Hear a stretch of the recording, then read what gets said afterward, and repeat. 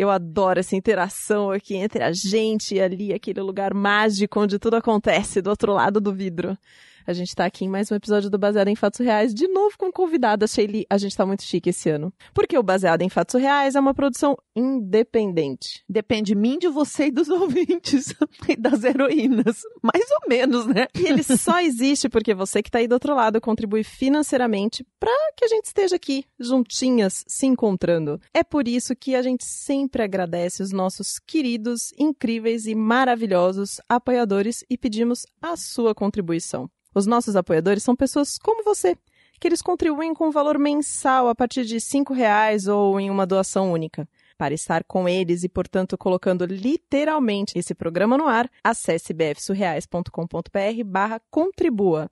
Quem são os nossos apoiadores, Sheili? Rodolfo Souza, Michele Santos, Marta Batilli, Arthur Pechebeia, Ana Terra Miranda, Amanda Franco e Adalton Silva. Se 10% dos ouvintes contribuem com R$5 mensais, nós conseguiremos colocar mais episódios no ar e trazer novidades.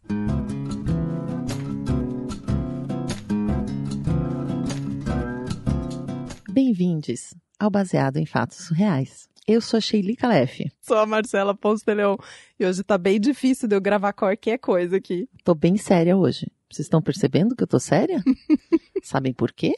Porque a gente tá recebendo convidadas muito sérias. Convidadas seríssimas.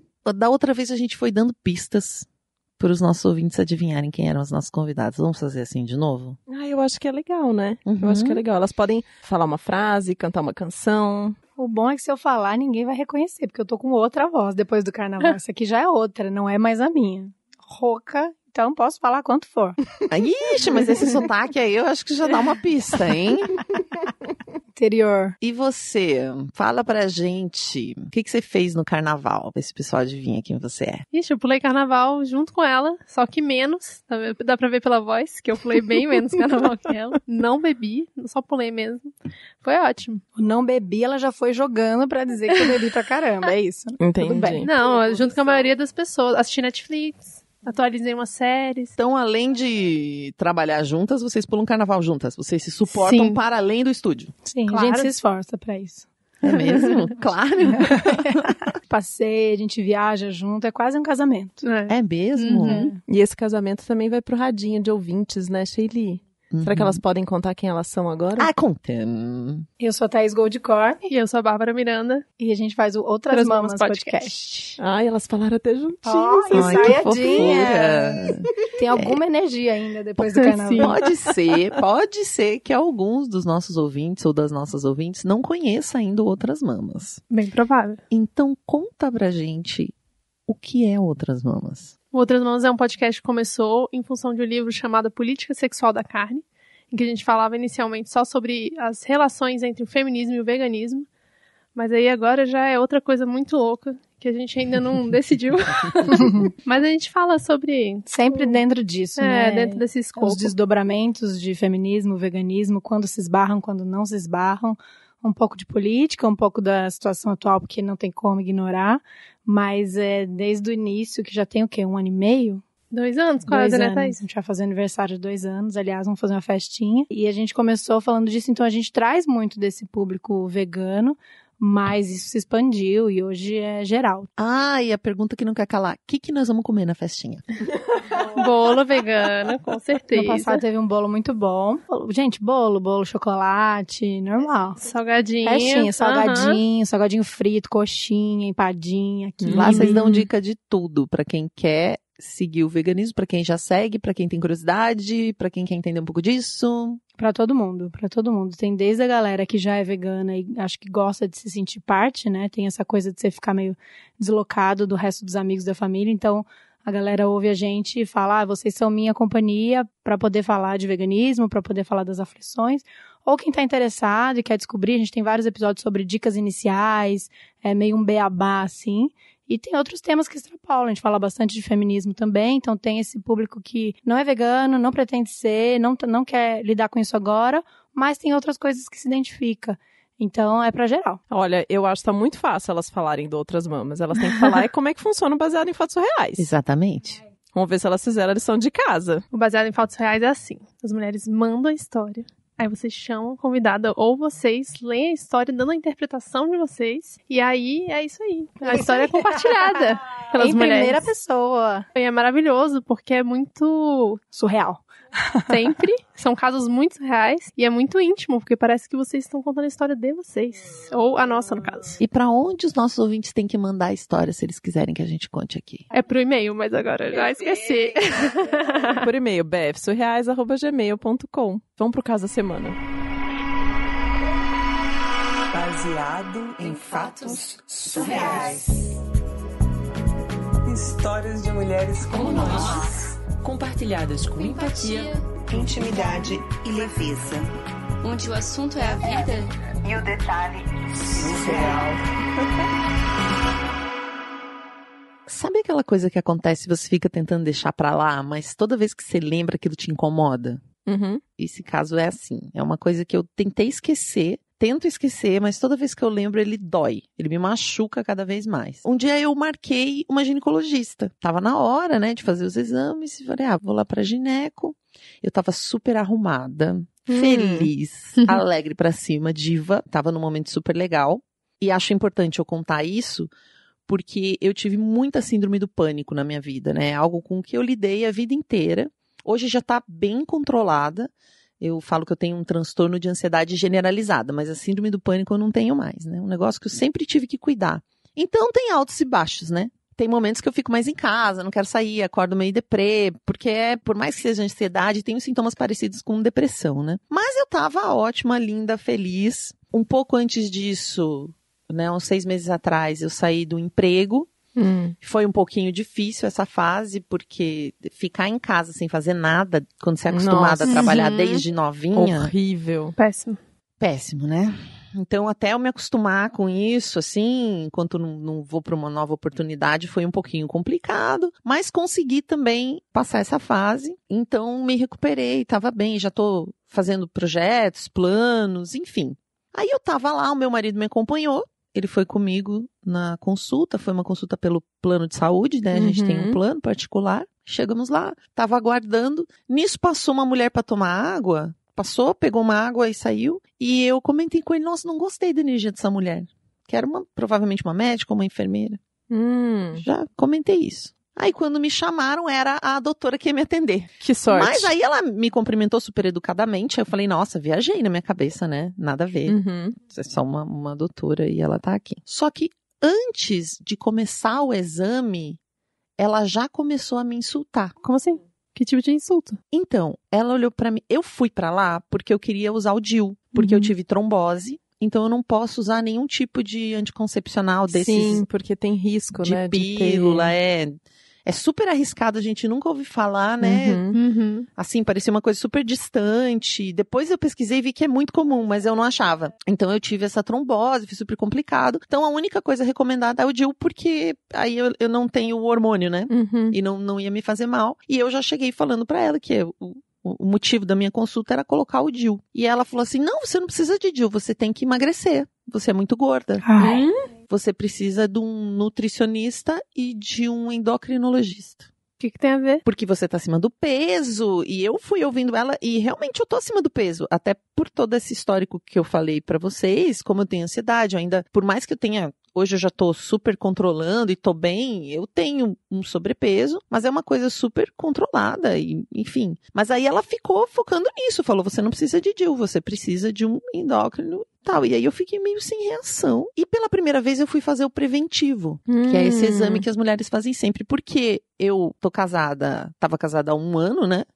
E a médica me falou, eu era virgem quando me casei virgem, que eu só precisaria fazer um preventivo 1 ano depois de começar a ter relações sexuais. A médica que te examinou antes Isso, te eu tinha feito assim. exames antes do casamento, né?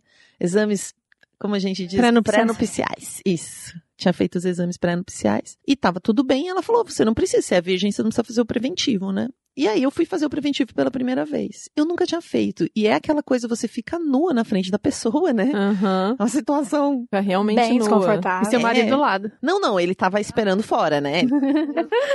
Ufa. Né, só me acompanhou, né? Mas aí eu fiquei nua na frente da pessoa ali, deitei, né? Naquela posição também com as pernas afastadas. E do nada ela começou a resmungar, gente. Resmungar? Resmungar. Eu ouço ela falando assim, daí eu não entendi muito bem o que ela falou. Daí eu falei, sim, né? Aí ela, esse colo do útero é muito feio. Seu colo do útero tá horrível. Meu assim? Deus. Nem vale a pena colocar um DIU nesse colo do útero. Como assim? Meu Deus. E começou a falar da história do peso. Ela disse, você tem uma ferida enorme aqui que é por causa do seu sobrepeso.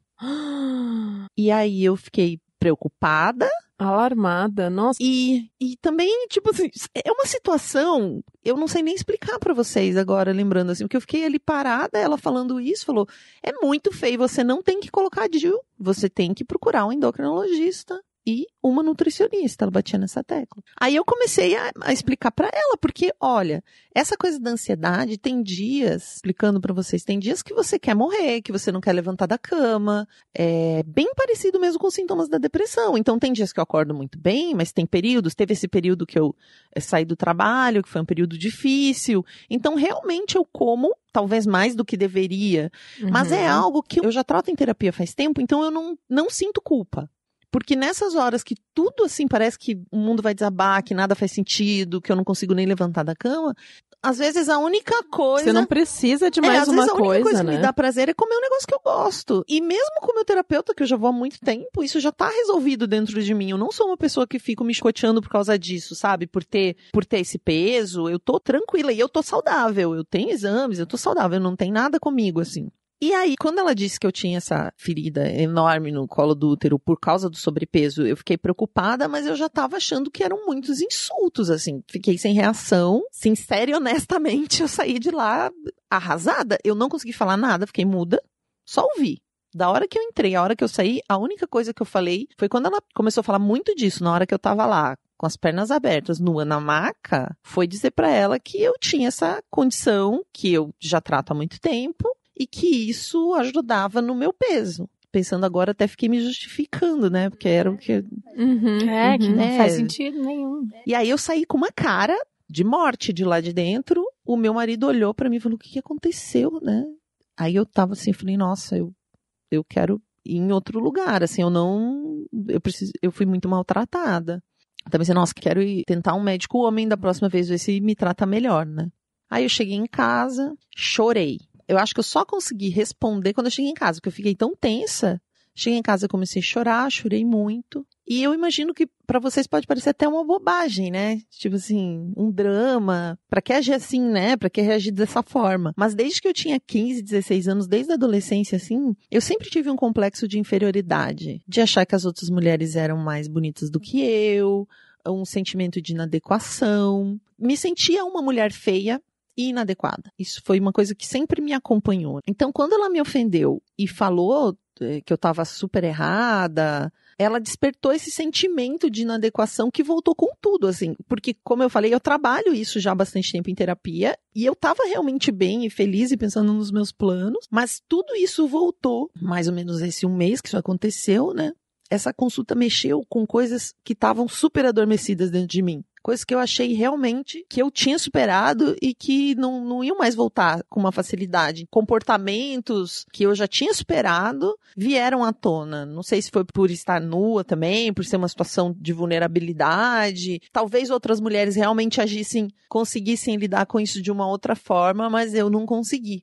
Eu fiquei tão mal como quando eu era nova. Eu agora tô me achando feia, inadequada, estranha, diferente das outras mulheres, ainda não fiquei bem. E nisso eu percebi que ela foi abusiva mesmo, né? Conversando com meu marido, conversando com outras mulheres, realmente, não tá certo esse comportamento. Aí eu pesquisei na internet e eu descobri que eu não sou a única mulher com a qual essa médica fez isso. Ah, e pra essa mulher ela falou a mesma coisa, que a mulher tinha uma ferida no útero por causa de sobrepeso. Mesma coisa, ela disse. Tanto que foi assim que eu achei. Aí eu reclamei no plano de saúde, eles disseram que eles vão chamar ela pra clínica pra falar dessa postura inadequada, né? Eu não sei se ela vai parar, se isso vai mudar, se ela não vai fazer mais isso com mulher nenhuma.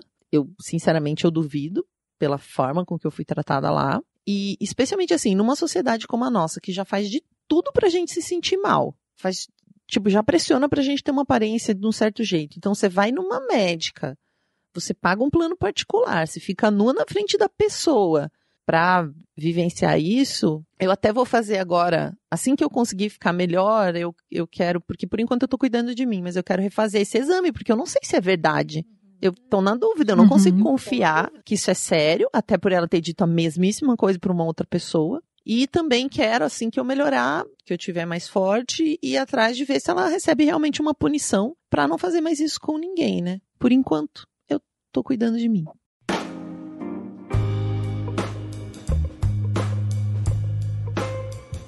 Cara, é uma situação muito difícil quando você vai consultar um profissional, principalmente se é um profissional de saúde, assim, que tem uma relação de poder, de hierarquia, e aquela pessoa te diz alguma coisa e você duvida de você mesmo, mesmo quando você sente que ela tá te falando alguma coisa que tá errado, não tá sendo legal, sabe? Sim.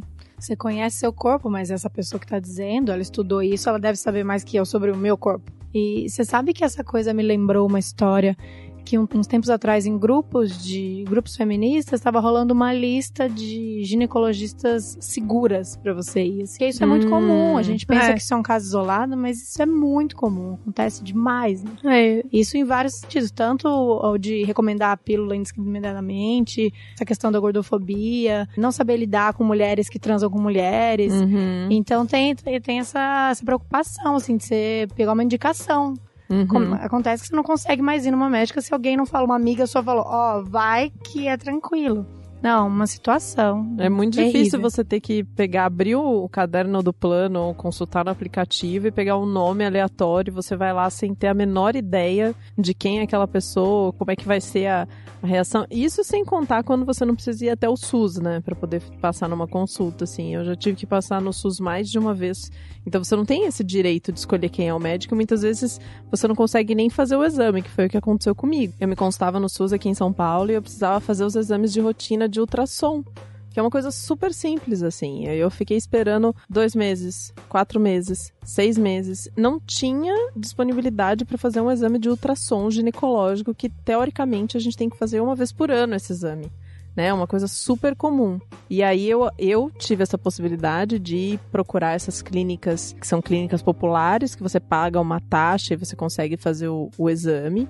E aí eu dei a sorte de, nesse processo, encontrar uma ginecologista que atendia nessa clínica e que, por acaso, é uma ginecologista muito boa. E agora que eu tenho um plano, eu também tô fazendo tratamento por ela, porque ela tem, enfim, uma postura diferente de atender e etc. Quando eu pedi pra tirar o DIU, ela super entendeu o que eu tava querendo com isso. Mas e quantas mulheres ficam sem fazer o exame de rotina porque dependem do SUS? Tem muita desinformação, né? Eu dou aula lá na Prazerela para ginecologistas profissionais de saúde e acabei descobrindo muita coisa que nem eu sabia. Por exemplo, que o preventivo não tem que ser feito todo ano. Se ele dá certo, se tá tudo bem com você tem que fazer uma vez a cada 3 anos. Essa coisa de dizer pra você ir todo ano é um jeito de ficar ganhando seu dinheiro. Não tem motivo. Se você é uma mulher saudável, tem até uma colega que ela fala, antigamente existia a pessoa doente e a pessoa saudável. Hoje a saudável é na iminência de ficar doente, né? Tipo, não existe mais essa pessoa. Não, você tá saudável, tá tudo bem. Mas tem 2 coisas aí que me chamaram a atenção nessa história. Eu uma vez fui atendida por uma mulher, assim, por uma médica.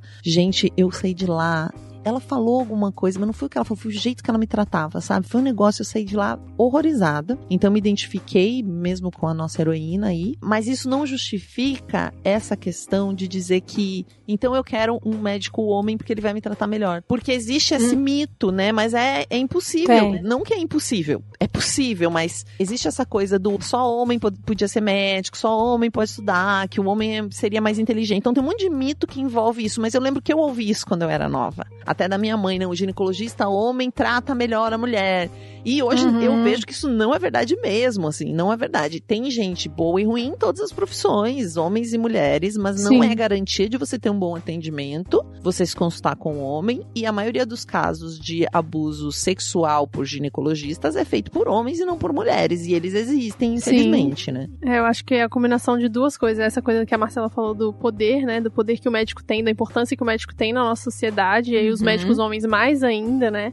Tem essa coisa também do médico mais velho, porque o médico mais velho vai saber mais coisa, porque já tá mais tempo na profissão. E aí você, como mulher mais nova, então, fica mais submissa ainda ao conhecimento dessa pessoa inalcançável. E a outra é o tabu, que é o corpo feminino, né? Então é isso, é uma mulher que casou virgem, que não devia saber muito do próprio prazer ou do próprio corpo, como funcionava, pra entender que um colo do útero destruído, assim, o que é um colo do útero destruído? Feio, um colo do útero feio. Exatamente, o que é um colo do útero? Não tem como existir um colo do útero feio, Tem uma moça até que né? ensina a gente a olhar o colo do útero. Eu olhei meu próprio colo do útero muito recentemente.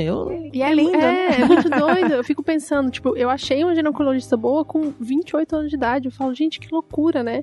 E antes era um trauma, assim, eu não queria ir nunca, porque eu sempre ficava meio, é isso, é uma sala gelada, que ela vai enfiar um negócio gelado dentro da sua vagina, você tá lá pelada e fica super desconfortável. E eu lembrei muito de uma vez, quando eu voltei de intercâmbio, eu era mais nova, adolescente ainda, e aí eu fui na médica, eu tava com as taxas um pouco desreguladas, mas assim, depois do intercâmbio, pra quem não sabe, fazer intercâmbio é você engordar 15 quilos em um ano, que você quer provar todas as comidas que tem no país, e foi isso que aconteceu comigo, mas depois, assim, vida volta, segue o normal, tudo bem, também não é um problema engordar, né? Eu era muito magra, então tanto faz, mas aí eu cheguei na médica, ela olhou pros meus exames e ela falou, então, se você continuar desse jeito, você vai morrer. Desse jeito. E assim, eu saí de lá, eu só chorava, exatamente, eu fiz a mesma coisa que ela, eu ia pra casa, eu só chorava, porque é isso, eu vou morrer, se eu continuar desse jeito eu vou morrer, eu preciso mudar o mais rápido possível, você põe na coisa da culpa, né? Que é o que ela deve ter sentido, tipo, só tô assim por conta do meu peso. E agora já era, o que eu faço? E era uma culpa que ela nem tinha mais. Então é muito doido isso. A gente não falou aqui também dessa questão do peso e das pessoas patologizarem a gordura, né? De achar sempre que se a pessoa é gorda, ela tem um problema de saúde e um problema que tem a ver com ela comer, e não necessariamente uma pessoa gorda tem menos saúde do que uma pessoa magra. Isso já está extremamente provado. Só que em relação a especificamente o que ela falou, como eu tenho muitas amigas ginecologistas por causa do curso, eu liguei para uma delas para falar sobre esse caso, heroína. Tomei a liberdade de ligar para entender o que era isso. Eu falei, mas porque eu queria saber, tecnicamente, porque eu não sou uma especialista, apesar de desconfiar muito dessa afirmação, se um sobrepeso pode causar um problema no útero. E nada a ver mesmo, gente. Falei com uma especialista, ela é do Sul, é a Marta, ela dá aula na universidade, ela forma ginecologistas, e ela diz que isso é uma viagem na maionese, o sobrepeso não vai causar nada. Ela falou também que, eu até tô com a mensagem dela aberta aqui pra falar bem certinho, ela falou que algumas pessoas falam ferida pra uma ectopia, que não tem nada a ver com sobrepeso, mas que pode ser pelo uso de contraceptivos hormonais, que é justamente o que ela precisou parar de usar. Então, às vezes, ela não viu o caso, você usar os contraceptivos hormonais pode causar essa coisa chamada ectopia, e ela disse que sempre nas palestras e para os alunos ela fala para jamais usar essa palavra ferida para se referir a esse aspecto do colo, porque não faz sentido usar isso, não é a palavra correta, a pessoa não vai entender o que você tá falando, né, vai entender completamente errado. E ela falou que tava tudo errado nesse exame aí, ela botou em caixa alta, gente, tudo errado nesse exame aí. E, infelizmente essas coisas acontecem, por mais que a gente eduque e forme as pessoas, tem pessoas formadas em vários lugares diferentes, né? Ela falou, tá bem errado, dá pra ver claramente sinais de uma violência mesmo, né? Não é essa a postura, e isso pode ficar tranquila, heroína, vai em outro lugar, porque realmente essa médica te orientou de uma forma errônea, né? Na verdade, nem orientou, só te apavorou, sem te dar nenhuma orientação, né? Ela deu uma desorientação no final do dia, né? Heroína, muito obrigada por ter compartilhado essa história com a gente. Procure um outro médico, uma outra médica, indicada por uma amiga de preferência, né? Vai procurar na sua rede de confiança alguém que pode te confiar uma boa médica do seu plano de saúde, pra você cuidar. E não só você, mas ouvintes no geral, não admitam. Se vocês acham que tem uma coisa estranha numa consulta, confiem na intuição de vocês. Ninguém pode ser maltratado. Não interessa se a pessoa é doutora, doutor, pós-doutor, bacharelado na lua, não importa. Formado pelo Papa, não interessa. Se você não se sentiu bem, tem uma coisa errada de verdade. Você tem todo o direito de reclamar sobre isso. Se você tem uma história pra contar, ela pode ser de qualquer tipo, você manda pra gente aqui no Baseado em Fatos Reais. E a gente gostaria muito de agradecer você que tá aí do outro lado ouvindo essa história com a gente. E vocês duas maravilhosas que estão aqui com a gente nessa gravação. Amamos. Thaís e Bárbara, contem para os nossos ouvintes aonde que eles encontram vocês por aí? Então, vocês contam a gente em todas as redes sociais, só procurar Outras Mamas Podcast. A gente tem um blog no Medium, Instagram, Twitter, Facebook, tudo. E ouve lá o programa, né? Sim, né? E tem que ouvir o programa, obviamente. Não é só pra biscoitar a gente nas redes sociais, é pra ouvir também. Biscoito A gente escuta, tá biscoito escuta. na maior parte das plataformas, eu acho, nas maiores disponíveis aí. E é isso. Semanalmente a gente tenta exatamente. falar com o episódio. Vocês têm um novinho. dia que vocês lançam ou não? Não tem um dia? Terça. Terça-feira. Ah, bacana, bacana. Quando não tem carnaval. Se tiver carnaval, não tem episódio. E até o próximo Caso Surreal.